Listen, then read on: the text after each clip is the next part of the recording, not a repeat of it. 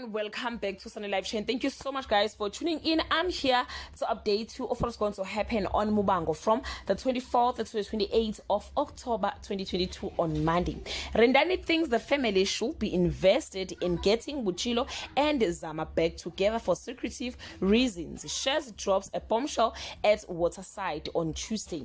Vhutshilo resents everyone in interfering in his business with Zama. Elelwane tried to turn Mushe against shares on Wednesday. Vhutshilo's plan to win back Zama are a hit and miss a fair, forcing him to go on bended knee. Elelwane bears her fangs, tempting shares to pull the trigger on Thursday. Itseng is plotting against James. As Windene whispers to Vhutshilo not to give up but change his approach instead. Rendani advises shares on the ground she should or she could fire Elelwane on Friday. Itseng fishes for intel but she is attacked. Vhutshilo wants Zama back but he refuses to get help from Rosemary.